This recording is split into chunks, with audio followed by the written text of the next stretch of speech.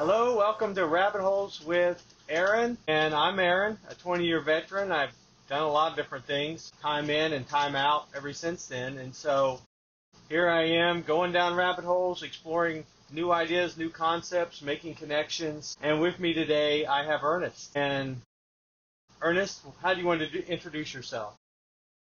I was in the Navy. I'm a former, or actually a veteran, a U.S. Navy Okay. submarine veteran. I was in the Navy for 5.5 years. I was a nuclear machinist mate on a Trident submarine.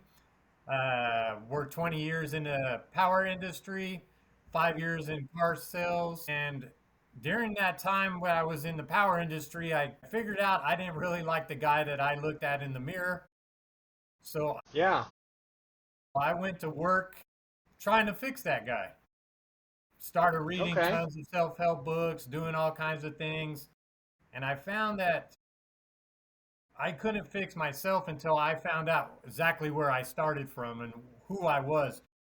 And then I wrote a self-transformation book. It's called Asshole to Awesome: A Journey to Joy and Happiness. And then after that, I started finding out a lot of guys were falling in that same category that I was in, that they were trying to fix themselves but they couldn't figure it out because they were just following like what the books were saying, right? Yeah. And so now I also have a podcast. It's called the Legacy Podcast. I call myself the Legacy Coach. I help people look at themselves in the mirror and say, hey, I like that guy.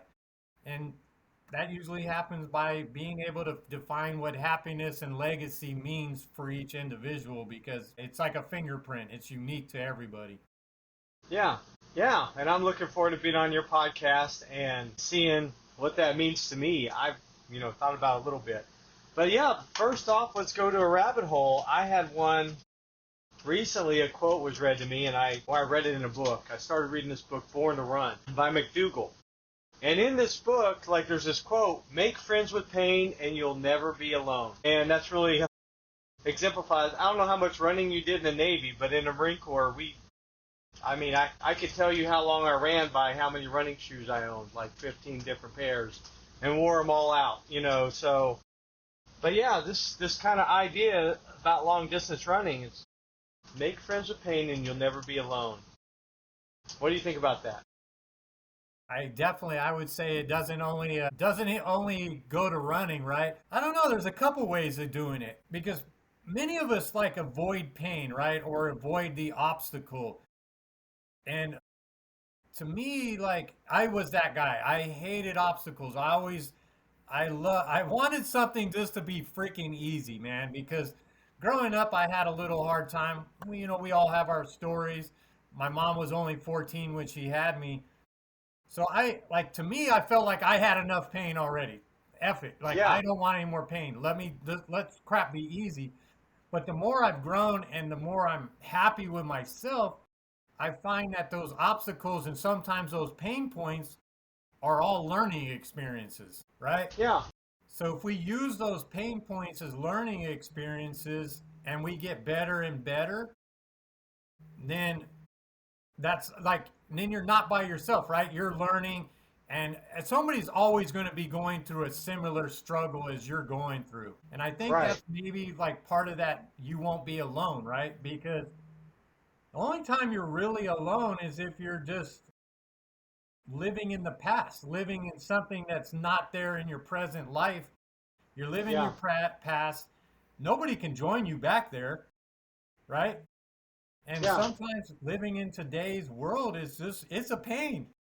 But if you're doing it, you're living and you're trying to get better, you're never going to be alone. Yeah. Well, and that takes me to a lot of different things, like laws of attraction, attracting certain people, repelling certain people. But also, like, if I want to stay with running or with pain for a minute, like this book I've been reading, it really talks a lot about this guy working on his form with running. And he's trying to find, how do I do it without wearing my body out, without breaking all my joints and my back? And, there's pain with everything, but what he noticed or what he talks about, and I haven't finished it, but I'm in a good spot. But he's talking about, like, running like you ran when you were kids. When we were kids, we were not like, well, I got to play tag, I got to chase that guy. Oh, that hurts. No, we were just throwing everything we had at it. Breathing hard, pounding in the vehicle, after we're done, and we're just sweating, and we never thought for a second, man, I don't like this. I don't want to do this again. We couldn't wait to start running again that same way, with all the passion, with all the fire. We never thought about, oh, I felt a weird, mysterious pain in my leg. What was that in my foot? And I'm letting you into my brain as I'm running. Like, oh my gosh, my leg tendon is about to give. I feel it burning, I better slow down. And I think we're just misinterpreting pain signals, like you're talking about. Like we can see pain and say, run away from that. I'd like to liken it, and I'll throw it right back to you in a minute to see what your thoughts on this, but I like to liken it to the instrument panel on your vehicle. You have all these lights, and you don't see them until something's going wrong. All of a sudden, boop, you're almost out of gas. The light pops up. Boop, check engine. That's actually the scariest thing in my entire life is when the check engine light comes on. I'm like, oh my gosh, I better get it in and get somebody to look at it because something's really, really wrong.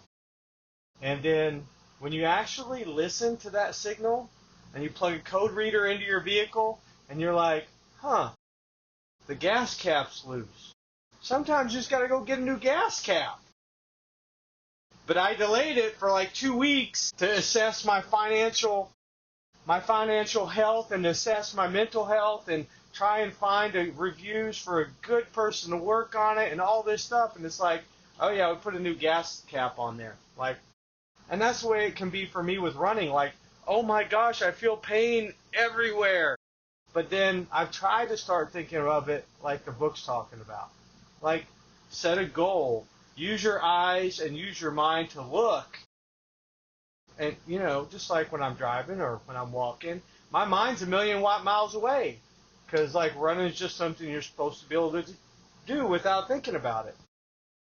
But anyway, what do you think about all that?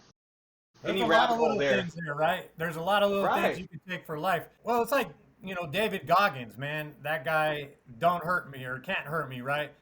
He pushed us through pain that most people couldn't even imagine, like Right. on his runs, right? So pain isn't a thing to him. But going back to finishing a run, it's just like anything else that you do in life. You have to do, if you're going to run a marathon, you can't think about the entire marathon and be able just to go and finish it, right? 27, what is it, 26 and a half miles, 27 miles, whatever it is. You have to take small little bites. And when you have major goals in life and major things, you can't think about, because you can't just think about the finish, right? Or you're going to have anxiety, you're going to have all this pressure and shit, and you're going to get overwhelmed by it. It's going to be too much Yeah. pain to handle. But what you do is, just like with running, you pick out a spot 10 yards ahead. So what do you, like in life, then you're going to take that goal and you're just going to pick out what can you do today to get that much closer to where you need to go. And, Yeah. and that's super cool. And then again, using the car thing, and you're like what you said, it's what a lot of people do. Just because that light pops on, you automatically go to the worst fear possible, right? Right. Crap, my car's gonna die. Well, half the time, fear, right? False evidence appearing real. Yeah. And that's how most of us react in life.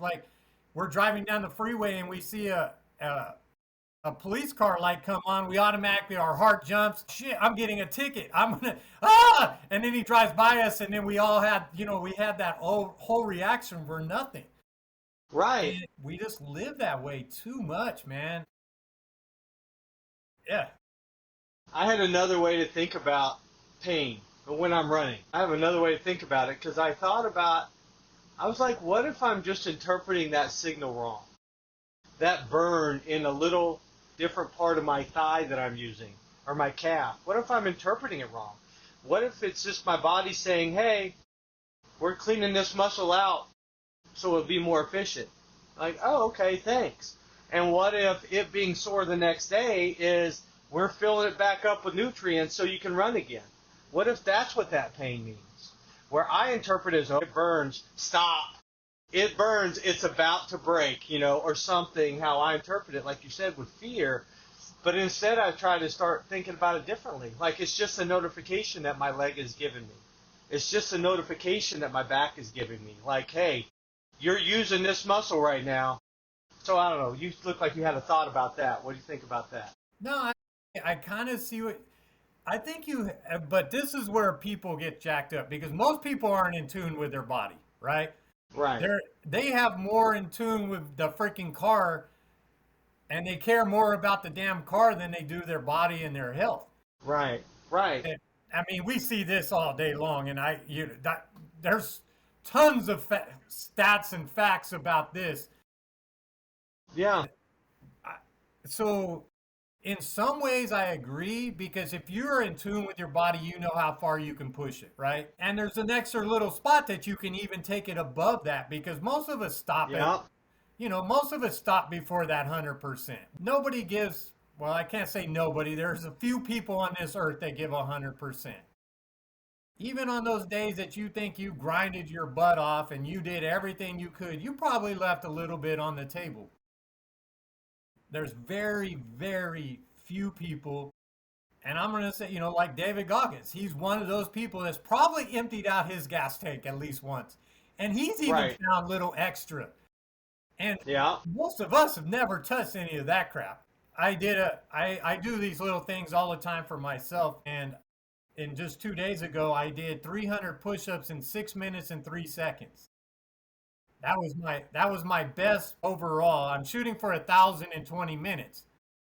And I know that I probably wasted about 15 to 20 seconds. So I know I could be at least 20 seconds better because I didn't push myself as hard as I know I could do. And I think if everybody had those little challenges in life, they don't have to be extreme. You don't have to run the 27 miles or 150 miles or whatever those things are. But little challenges. Give yourself little challenges, and you have to meet yourself where you're at, right? Yeah. If you're just that guy who sits on the couch 9 hours a day after his job, then yeah, going for 300 push-ups in 6 minutes isn't going to happen. But if you can maybe cut that down to 5 hours on the couch and now all of a sudden you're walking a half a mile or walking a mile, maybe that's the push and you're going to feel some pain. Right. It's just all about that stretch, right? You take that rubber band and you can take it to a certain point and it's either going to break or it's going to snap back. Right. Which one? Right. Yeah. No, that's good. I like that. This is fun. I had another thought, and I've got this ongoing dialogue with myself about the human body. About the body, we're all just given, right? And going back to the messages in the leg and, get out there and do something. Like I think about how some things in our body are super user-friendly, right? You don't have to have an IQ of 120 to know when you're hungry. There's some messages that come through, and I don't care who you are, you're like, I need to put something in my mouth because my stomach's growling, right? I mean, that's not the way it is with anything else in this life. My check engine light comes on, I'm like, not like, I know exactly what it is in the middle of the engine, let's fix it. No, but when my stomach growls, I know exactly what to do. When I got to use the bathroom. Go ahead. What were you going to say? I just want to jump on with that one little thing with the hunger, because this is like a proven thing that some people like the drinking or hydration little muscle that's in there that tells you, you're thirsty. Some people misinterpret that for being hungry. So they stay in a constant state of dehydration because they're constantly feeding instead of. So again, you got to I love that you said that because your brain can twist some stuff on you because you've been taught some stupid crap, right? There are a few things. When you got to pee, you got to freaking pee. You know that. Right. Whatever. Everybody knows it. Yeah. I mean, everybody knows for their own body. I mean, for such a complicated piece of equipment, I can only guess at how many encyclopedia volumes I'd have to read to understand all the workings of this piece of equipment that I was just given. Just here you go. And also it grows with you. Oh, also it adapts to anything you do. And it sends very clear messages sometimes. And sometimes complicated messages that only a doctor can kind of, grab them all together and get you troubleshooted and get you the one medicine you need. Or, I like the wholeness route, the whole holistic medicine route a lot better. It feels a lot more like troubleshooting my body systems and not judging me for all the bacon I eat, probably secretly, but I don't know it. They're just like, okay, we're going to need to put acupunctures here and take this natural herb that we got from the backyard, Chinese herb, they're growing themselves or whatever, and it gets you straightened out. I like that a lot better than here's your 7 new pills and here's the 5 pages of, side effects, whatever. You won't get me on a prescription drug. I absolutely despise the pharmaceutical industry. And I can give you a quick little story about it. Okay.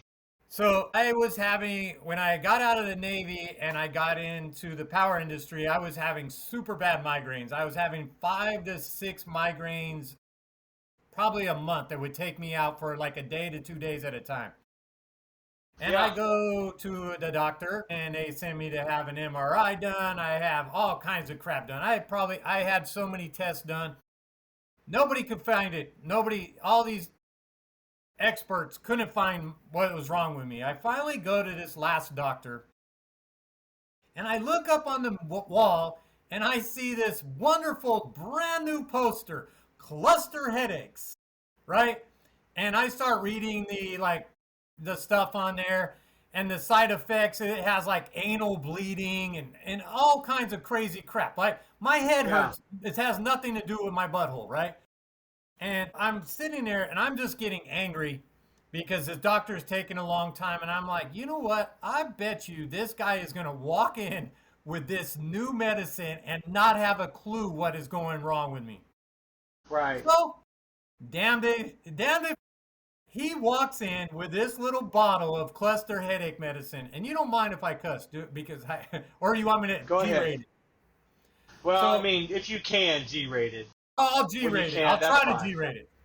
Okay. So I told, he comes in and he's like, hey, Ernie, or Mr. Wood, we're going to try this. I was unable to, we can't quite pinpoint what's going wrong. And I was like, hold on, stop right there. I said, for some reason, I looked at this poster and I knew your dumb butt was going to walk in here with that medicine. So I'm going to tell you what you can do right now. You can take that bottle, turn it sideways, shove it square up your butt.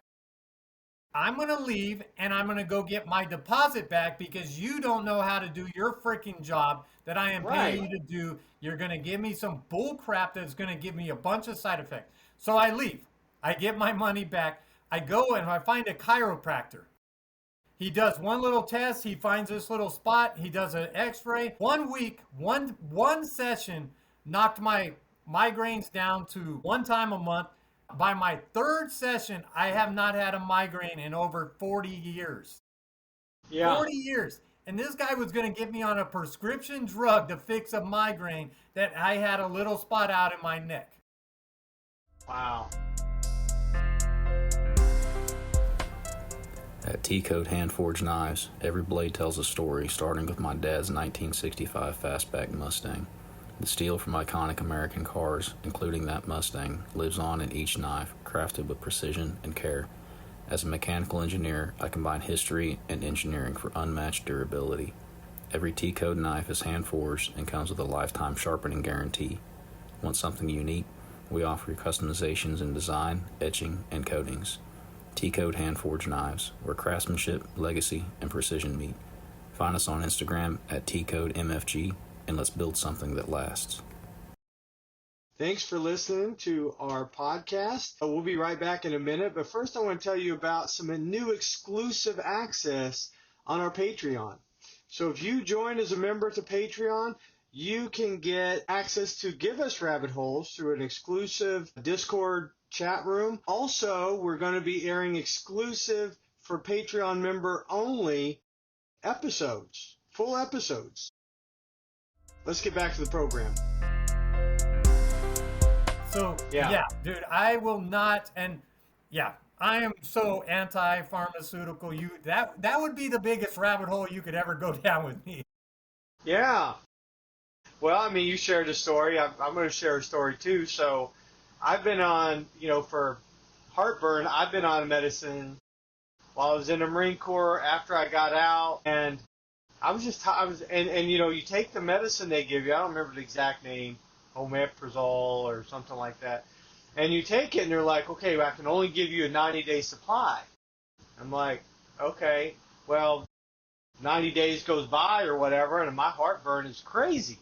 I mean, it's like, it doesn't matter what I eat. I'm still hungry, but my stomach is burning and indigestion and all this.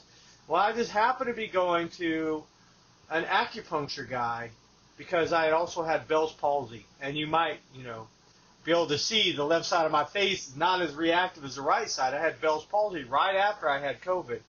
And so Bell's palsy, paralyzed my face, and so I was getting some acupuncture with electricity on that side of my face. Well, he's like, do you have any other problems?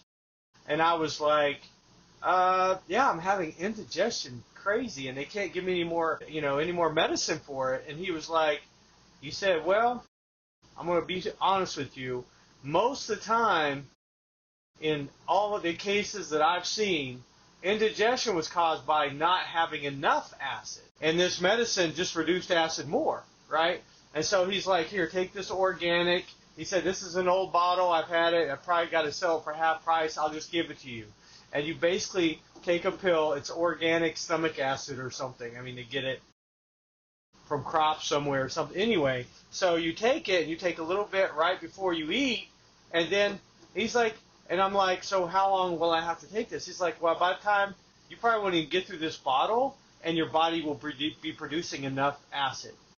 And, I went through that. He had a little sheet of paper he printed off and handed to me about how to take the pills. And within a few weeks, I haven't had indigestion ever since. Turns out I didn't have enough stomach acid. But, the medical field is pushing these and when I run out of the ones they give me on prescription, I go to over-the-counter stuff at Walmart.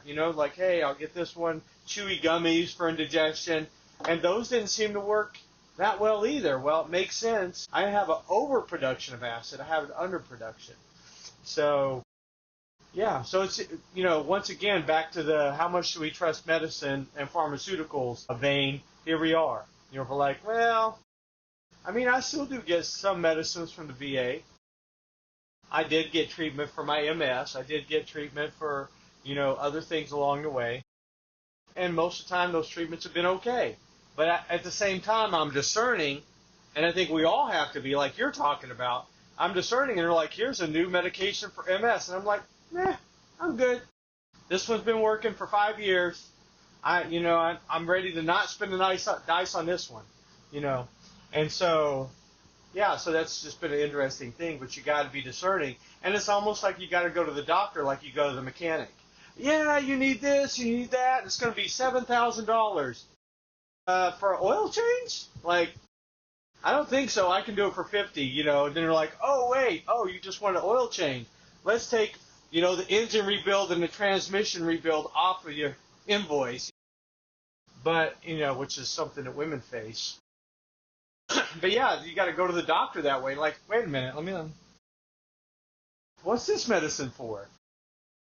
Well, my wife shares with me, and I'll give it back to you after this story because I'm talking forever. But my wife shared with me, like, she goes to the doctor, and she's like, and they come in with, they don't even know what's going on with her. She's like, why did I fill out this long sheet out front and show up 30 minutes early, and you didn't even take a look at who I am or what my previous conditions were? And she's caught them, like, here's a medicine, and she like looks it up on her phone real quick. God bless her. I love her to death for this. And she's like, why are you giving me this medicine? I have these conditions. I filled out the paperwork when I showed up, and it, like, could have killed her. Like, yeah.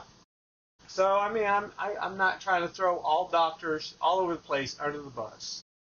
But I'm just saying what you're saying. Like, you got to be careful. I think I think a doctor is just like any other field, right? You're going to have your top 20% of doctors that do 80% of the fixing, and then you have the other 80% of the doctors, all they have is a degree that's on the wall. Yeah. And it's just the way that's the way life works, right? I mean, sales, 20% of salespeople make 80% of the money. You could go through the whole world with the 20-80 principle. You know, Yeah. 80% of the people live on 20% of the landmass. It's just crazy. And I think it works with medical also. You're going to have 20% of the doctors that are actually really good doctors trying to do the right thing. But then you Yeah. have the other 80% that are over there just trying to make money, and they're making money from the pharmaceutical company whose their whole job is just to make money, man. I think a long time ago they tried to, actually cure people, but that doesn't make them any more money. Curing people doesn't Yeah. make them anything. I'll Hmm. give you another example. My family had depression, ran through our family really bad. I had an uncle kill himself. My grandma had it super bad where she almost killed herself. I mean, she basically just laid around on the couch for quite a few years. My mom Yeah. had it. My brother had it. I had it.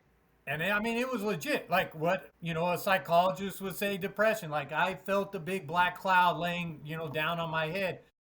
But the crazy thing is, I figured out how to breathe, different breathing techniques, and how to do some different things.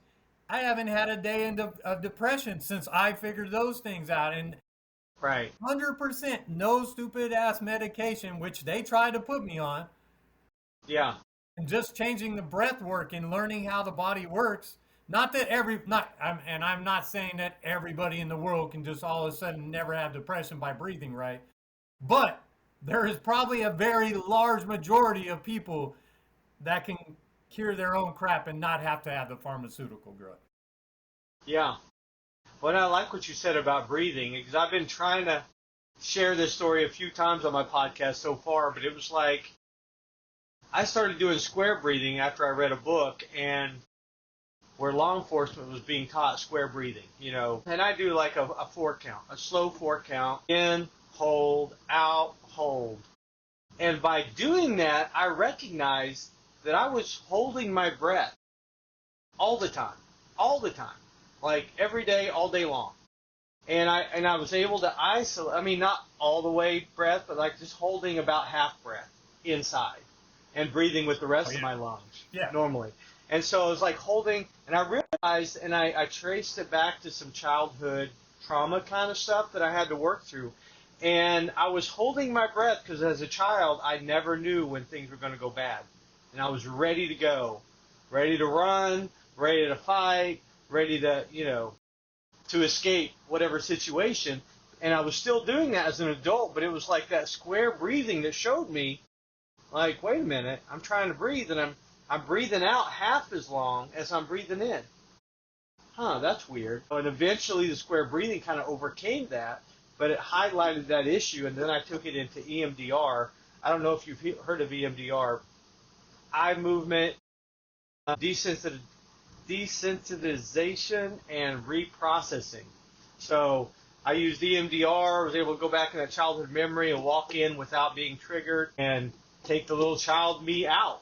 I mean, which is like an ideal result. And when I did that, like it kind of restored me to myself to some extent. I mean, it's part of the process. But yeah, it was the breathing that tripped that up for me. To breathe in for 4 seconds, hold for 4 seconds, and breathe out. And I was like, breathe out, and I was like, wait a minute, I've got more breath here. Why is that? And so paying attention, to my body. So Yeah, go ahead. Did you have something else? yeah, I was going to say a cool story. Well, I don't know if it's a cool story, but about breathing. In today's world, about half the people are mouth breathers now. And mouth breathing is absolutely horrible for you. You can just Google like the bad side effects of mouth breathing. I don't need to go, but it's known that you're supposed to breathe through the nose, use a diaphragm. But in today's world, we're always like mouth breathing was only for like emergency situations, right? If Sure. you're running away from the freaking dinosaur or the saber-toothed tiger, that was when your mouth breathed. But nowadays, like we're always in a constant state of stress. Even the phones, like if you watch somebody, as soon as they get on their phone and they put their head down, their mouth usually opens up and they're mouth breathing while they're looking at their phone. And most people Yeah. do their phone like 6 to 7 hours a day, right? So there's that whole nose, learning how to breathe through the nose is huge because we're never even taught that in school. We breathe in the nose or breathe in the nose and breathe out the mouth. That's how like all these great coaches, but that's not actually the best way of doing it. The best way of actually doing it is trying to keep it through the nose. And there's a story about the Spartans when they used to train their kids. They actually had the kids hold take a glass of or a sip of water and hold that water in their mouth and then go do a 10-mile run. And they had to come back with that water still in their mouth. They Yeah. had to breathe through their nose the entire time. That's a good And exercise. you will find even like I've been really working on this when I do my push-ups and I do my workouts. I try to just breathe through the nose the entire time.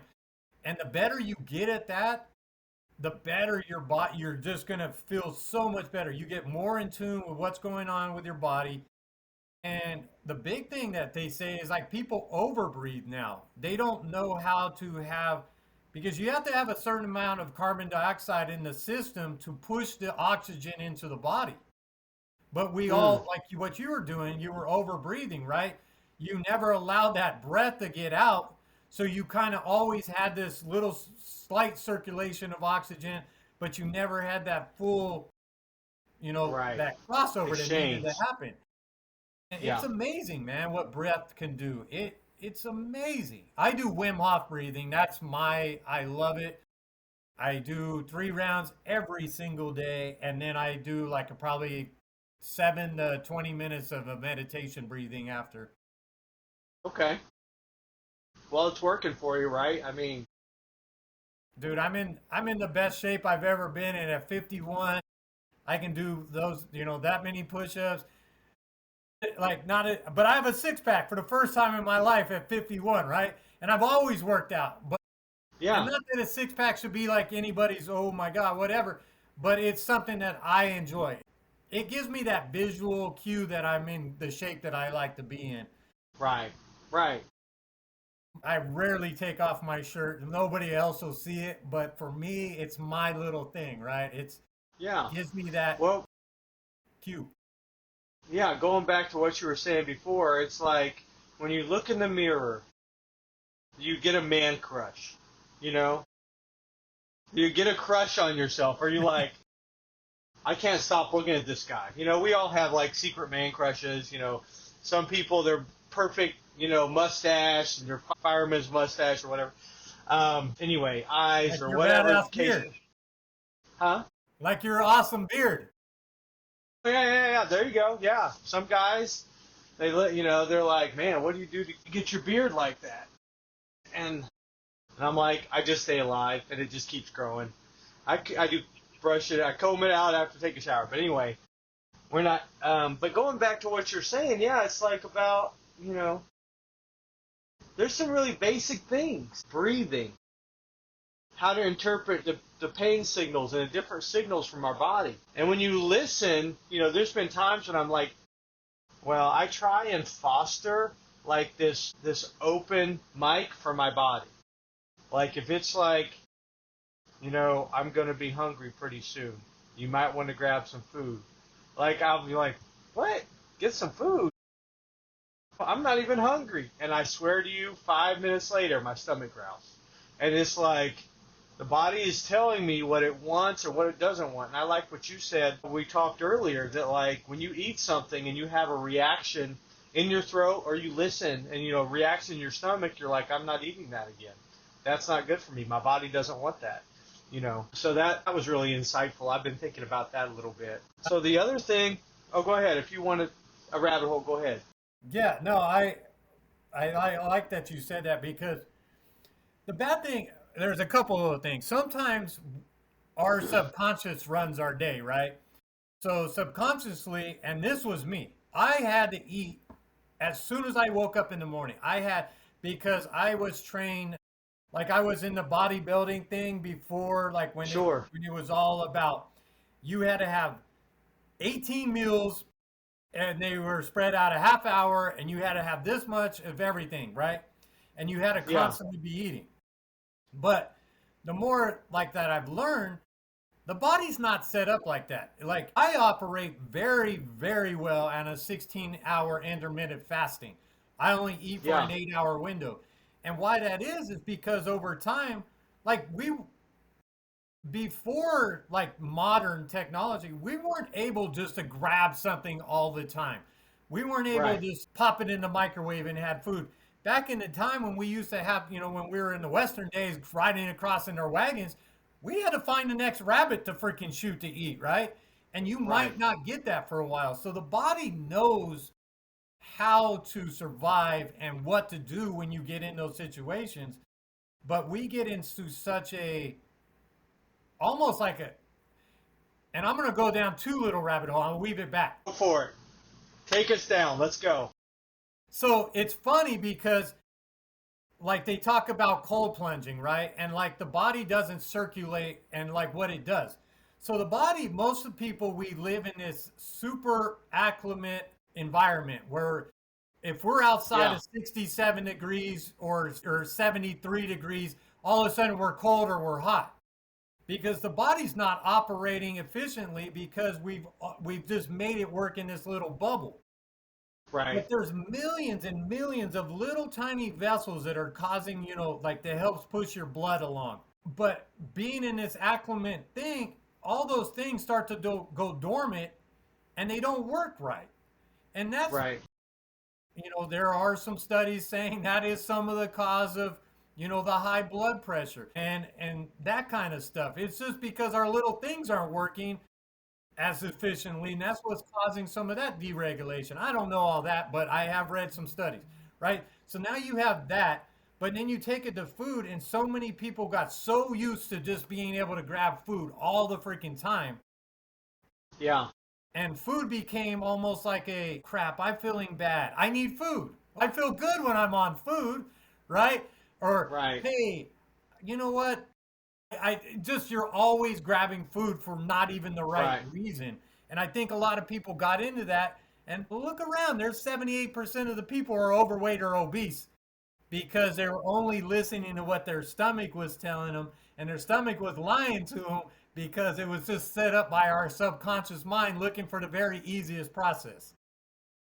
Well, and also you put food in there, but it may be a food-like product, and your body's like, that's not food. I'm still hungry. How That's about a true. nutrient today? How about anything nutritional today? That'd be great. Oh, Pop-Tarts.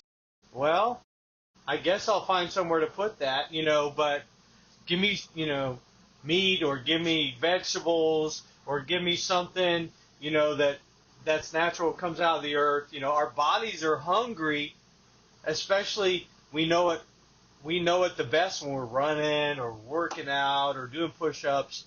We know it. Our body's like, no messing around. Give me some freaking food right now. Like, oh, here's a McDonald's hamburger. It's like, that is nasty. I'm still hungry. Give me something good. Dude, And that's a good point. That is a freaking good point. I was just having a conversation with somebody about this, like strawberries. And you could take a whole basket of today's strawberries and, smash it down to the nutrients level. It takes a whole basket of today's strawberries that one strawberry in the 1960s, 70 area would give yeah, you the nutrients for, right? So one strawberry in the 1960s had this much nutrients. A whole basket in today's thing has this much nutrients. It's yeah, crazy. Like of all the crap, and it goes back to the whole pharmaceutical thing.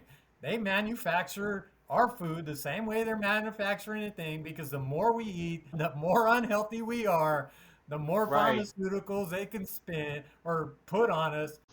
Causing the illness and then having the medicine for, twice the price. Yeah, wow. Well, I wanted to go back. I had a rabbit hole. I had a few of them written down, but I have a rabbit hole about um, breathing through my nose. I usually breathe through my mouth. I might breathe in. I don't breathe in or out through my nose at all usually when I'm running, but it was cold out, right? And I've been through cold weather survival when I was in the Marine Corps, so I know if you breathe in through your nose, it warms the air before it gets to your lungs. Then you breathe out through your nose, and it thaws the tip of your nose back out again and warms it back up. And so when I was on the run and I breathed in, it was, 20 degrees out. I breathed in that air, and my lungs started burning. It's like that air is too cold. And so I was like, well, I'll try breathing in through my nose like I learned. And I breathed in through my nose. I breathed out through my nose. And I have to tell you that when I breathed out through my nose while running, it was a slow kind of protracted, long breathing out. But I actually relaxed on the run. I was like, well, I thought I would die and suffocate and be laying there clutching my throat. And that's how I felt in the moment, or maybe that's just my fear. Probably a fear had something to do with that. But then I breathed out, and I was like, well, my nose is warm, my lungs are warm, and, and I didn't die, and now I'm running, and I'm like, well, that was weird, but I need more data. So I still breathe through my mouth, but when it was cold, I breathed in through my nose and out through my nose. And that's the only way I can sleep is through my nose. But also the diaphragm breathing is a secret lost to time somehow, which I stumbled onto in the Tai Chi class over a decade ago. Breathing is so important, and how you breathe affects the power of your moves. And I was like, interesting. Breathing is fundamental to martial arts, and breathing, well, it's kind of fundamental to life too. So that's another. So one thing that we can't, you can not eat for many days. You can not drink water for a whole freaking long time. You can not sleep forever. I'm still a big fan of sleeping 7 to 8 hours a day, just saying. Yeah. But breath is that one thing that you got maybe 2 to 3 minutes. And if you're not getting in some oxygen, you're killing stuff. So yeah, most importantly, your brain. Well, it's funny, that takes me to a story. I was seeing a kinesiologist. It's always so hard for me to say that word. And they use this machine and they knock your bones back in place, in theory, right? And it's not pleasurable, a little bit, yeah, but you feel good about doing something good for your body. But you're sitting there and it's like dunk, dunk, dunk, dunk, dunk, it's beating on your arms and your joints and your neck and, places in your hips, and it always hurt for me. But on the ceiling was this sign that said, you're laying on your back and you're looking up at the ceiling, and on the sign it said, keep breathing. And I was like, man, that is the stupidest sign I ever seen, right? When I laid there. I went waiting the first time to see the doctor, and then they come in and start, beating on me, and I look at it and I was like, okay, breathing is a little bit harder when I'm in pain. And I was like, well, maybe there's a little bit more depth to that. And then I started thinking about it while I was in pain. One of the best ways to think is when you're in pain. I don't know why. Sometimes.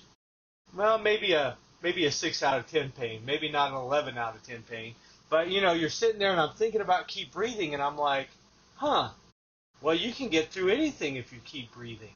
And I started to go down the rabbit hole on all the things that keep breathing could mean for me in that moment. But it's so true. Well, I like to, since I'm on this rabbit hole, I like that I learned, in my education, that breathing is the only control handle we have on anything in the autonomous nervous system.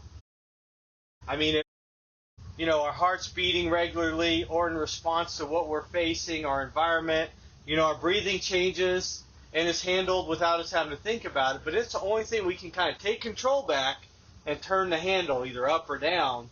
And when we do the square breathing and other breathing techniques, we kind of take the handle and we kind of start easing our body into full relaxation. So that's what I like. It's the one handle we have to control the rest of our autonomous nervous system. And as you control your breathing, you slow down your heart rate, and so on and so forth. What do you think about that? It's magical, man. You got to breathe right, because if you're not breathing through the nose and doing it the right way, you kind of bypass that, the parasympathetic nervous system. But when you're breathing through the nose, that's when that whole system gets connected. When you start doing the mouth breathing, you just bypass it. And it's funny, man. My grandson, he had a time where he got all worked up and he couldn't like catch his breath. And I'm like, Right. hey, let's do this, buddy. Stop, close the mouth and just start going through the nose.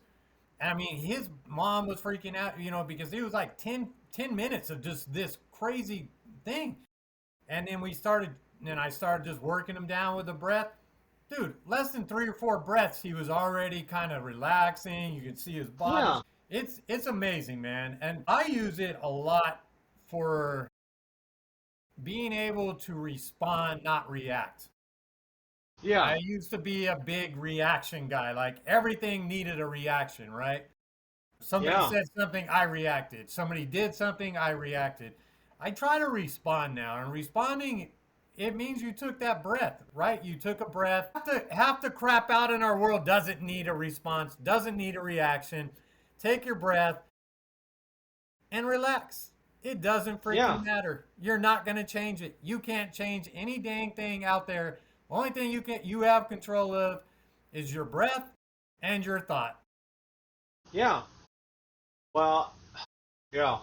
I like how powerful breathing is, and I like how it relaxes you. I mean, we're doing it right now. You're right. We're talking. We're not even thinking about it. We're breathing. We're breathing through our noses as we're listening. That takes me back to my very first statement. In my mind, at least that's one of the rabbit holes that popped up. It doesn't seem related at first, but let's get into it and see if it's related. Make friends with pain and never run alone.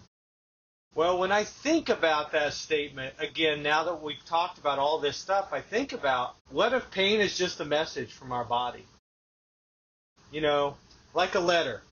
To some of us, our pain is like a message in a bottle. Like it washes up on the shore, we're like, ooh, I don't like that message. Throw that back in the ocean, right? But it's actually, if you start listening, then you start getting in tune. You started getting synchronized.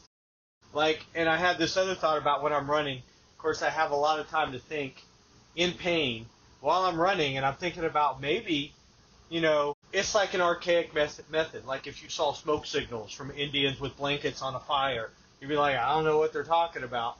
But another Indian would say, okay, they're saying bring the deer or whatever, because they can understand and interpret the message, and our body's just speaking in a really low-key communication style. That it's like, it's not super easy. It's not talking in English. It's like, hey, put some ice on me, dummy, or whatever, when you sprain your ankle. It doesn't talk in clear English, but it's sending you messages, and as you listen, you can start to pick up on the language, perhaps, right? All of a sudden, open dialogue between me and my body, like, hey, I'm going to need you to go ahead and push this 100 miles. And it's like, I can do this, and it can respond back, or it can say, well, it's going to hurt, but we can do this. Well, it's funny because usually you get pain not at the spot that's actually hurting, right? Like you feel knee pain because your thigh muscles are locking up or your calves are too tight. You feel back pain because like your lower back pain is usually caused by like your psoas being too tight in your front from sitting too long. Right. Sometimes you have shoulder pain on your right side, but it's actually because your left side's screwed up. Yeah.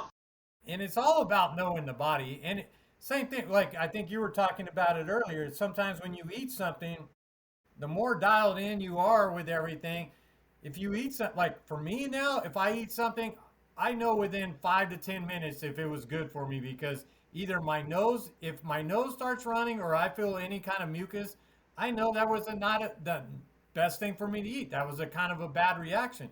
But so many people, they just live in a constant state of not feeling good and not feeling right.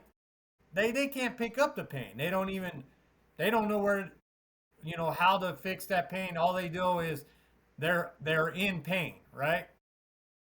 Now for me, I know like when my knee starts bugging, I roll out my thighs, I get that IT band, like just pound it. And sometimes it makes my freaking eyeballs, but my knee pain goes away. But the knee pain was telling me, dude, you got to get those things rolled out, or the calves, get those calves rolled Right. out. And Yeah. it's all about keeping everything right. And we're set up in a very, very cool way, like the way our joints work, right? We have our ankles Yeah. that can go in all kinds of directions, and we have our knees that only go like this. Then we have our hips that can go everywhere. And then we come up to our arms, and wrists can do everything. Elbows only go this way and that way. Shoulders, they go everywhere. So we're Right. set up like that all the way throughout the system because one protects the other one, and then we have the muscles. Right. And it's just crazy, man. The better we get at knowing what a pain is telling us, and like you said, it's communicating to us that, hey, something's not quite right. Maybe you need more training. Maybe Right. maybe that's what it's telling you. You got to get better at what you're doing. Maybe you're not doing it right. Maybe you should Yeah. take a break. Maybe Well, so your ass should get off the couch and you wouldn't hurt so bad from getting up and walking. right. Right. I mean, yeah, pain sending. I mean, in my life, I found through a lot of physical therapy that pain is telling me that something's out of balance most of the time, right? Oh, your right elbow, your right shoulder's hurting. Okay, when I go to the physical therapist, they work both shoulders evenly. They work wide range of motion, and I've had knee problems, ankle problems, arm problems in this phase of my life, as anybody probably does, especially given all the miles I ran in the Marine Corps. But the physical therapist, every time I go, I'm like, here's my pain. And they're like, oh, okay, well, let's do some exercises that balance out, spread the load. Your left, like you were saying, your left side is kind of all tensed up and wore out, so your right side has taken over. And the right side is not the best side for controlling the left side of my body, right? And then there's times when the muscles are intermixed, and that leads me to, and I know we're running short of time, but that leads me to the referred pain that I listened to not too long ago. I was like, oh, I got this pain in my leg. My leg wants to shake, and so like it wants to move. Like if I sit still, I feel this building crescendo of kind of angst or something, and then it's like it needs to move, and I'm like, I'm breathing through it, trying not to move it, but I listened to it one time, and it was like, oh, it's in my hip. I'm like, wait a minute, hold on. No, it's coming from my back. I just sat there and kind of felt around and just listened. Nothing else going on in my body, and it was like tracing the pain to where it really was. And my ankle couldn't sit still because of something that was out of balance with my knee. And like you said, you can get out of TheraBand, or I can do some flutter kicks and kind of isolate and balance some of those muscles and take it away. Or I can rub my calf. Anyway, so I've got different things, but all the things I do are because listen to my body. Well, is this helping it feel better? No, it's not. Let me rub on the other side of my leg. Oh, that's where it is. So yeah, I think listening to our body is kind of the theme for the whole show. But I also thought on another rabbit hole that you already brought up, like we're talking about the connection between pharmaceuticals and food. And you also just almost stepped into the realm of food. People use it as a drug, right? It brings comfort. It sets up some relaxation hormones and some stress relief whenever we eat. But there's kind of diminishing returns with it. Because there comes a point when you're eating 15 times of all-you-can-eat buffet a day that you can no longer move or get off your recliner. And so you run into this. It's causing more problems than it's solving. And sure, it's meant to be something that we all do a few times a day to bring us back, give us a break, reset our mind, reset our hormones and everything else when we eat. What do you think? I think people use. I think eating has become like. I'm trying to think of the right way of saying this. Sure. It's become a crutch. Mm. Eating is only supposed to be there for our nutrition, to keep us alive, to have us be able to thrive in life, right? So many people use eating as their happiness or Right. their like I said, their crutch, right? Eating is only there to nourish the body so we can do the right stuff that we want to do in life. It's Yeah. become a social event. Like most of the time, I do this all the freaking time. I meet up with friends, we go eat. We Right. go, I haven't seen family in a long time. What do? We go eat. We somebody's visiting from far away. What do? We go find the best restaurant. We go eat. And Right. so food has become like a pastime. That's not what it was originally for, man. We need Right. food for nutrients. That's the only thing we really need food for. And you don't want to get so strict where you don't enjoy it, and Right. it's not, and it brings more like no pleasure in your life. But you can't have it where that's the only pleasure that you have in life is when you're eating. And if you watch a Yeah. lot of people and you talk to a lot, that's the only time they actually ever enjoy themselves is because they're surrounded by people that are eating and they're eating. So Yeah. that's my opinion on it. And some Yeah. probably will not agree with that, but it's hard to disagree with it when you look around and see how messed up our society is in general with people's health. Well, and it sounds like you've been gathering a lot of data, at least in your own experience, and that's what leads you to this conclusion. It's not just, well, this could be what it is. It's like, I've been watching people. I've been watching society. I've been watching TV shows, movies, the news or whatever, and I've got this information that seems to indicate that food is way too important It's and crazy. not good food. No, but it's crazy, right? If you look back, I mean, like they always talk about those black and white pictures from like the 40s, 50s, and 60s, not during the Great Depression, but, like when the people were on the beach, everybody looked like they were in good shape, right? Right. Now you Right. look at people on the beach, dude, you don't, like, holy crap. Like, you don't Right. know if some of them came out of the ocean. And that's kind of rude, but it's like we're supposed to be healthier. We have more freaking gyms in the world than we ever have. We have more Right. workout programs. We have more people that know more things, yet we're profoundly more sick in society. And Right. I think a lot of it is just because, like, our whole educational system. No, I'm not throwing up like a Illuminati sign, but remember that diamond or the pyramid, the food The pyramid? food pyramid, yeah. Look at this crap that they told us that we were supposed to eat. Right. There was a point that they even tried to add cereal to that damn thing. Have you ever looked at the nutritional value of 99.9% of the cereals that are out there? It's better to Right. eat the freaking cardboard box than it is that damn cereal. But that's the crap that when somebody, and now I'm going to take this down a different rabbit hole, is somebody that Okay. is not, doesn't have the quite the economic standard, like maybe they're a little lower, like their pay's lower, right? Their substitute that they can get for food with their little cards, it only includes cereal and crap that they shouldn't be eating.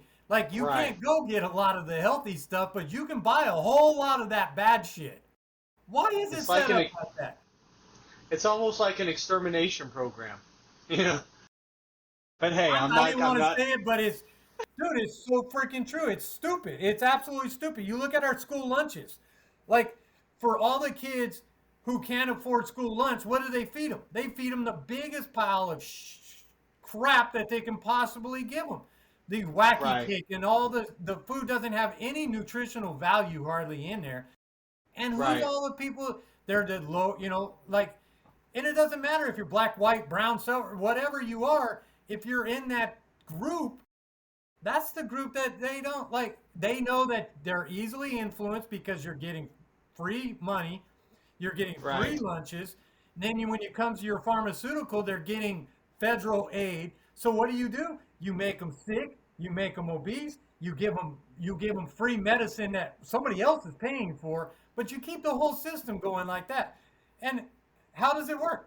Oh, it works perfectly fine because you just have people who can't afford good food. You give them shit food, and then they just keep getting sick. Well, and yeah. Also, they can't afford lawyers either, Well, that and they also, can't.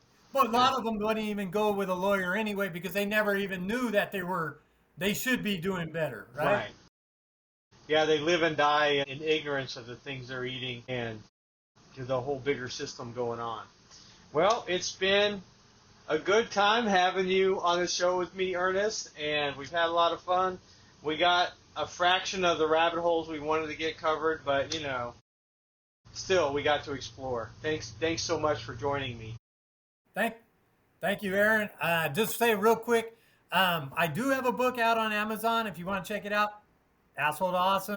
All profits go to help this little dude with leukemia right now. He's fighting it. He's getting some blood transfusion done. So, if you really want to help, just go buy the book. I keep no profits. Also, if you like any of the stuff that I said, ernestwood.com. Come chat with me. Aaron, it's been an absolute pleasure. You're an awesome dude. Yeah, we'll be seeing you. I'll be on your podcast really soon. So yes, sir. Thanks a lot. Okay, bye.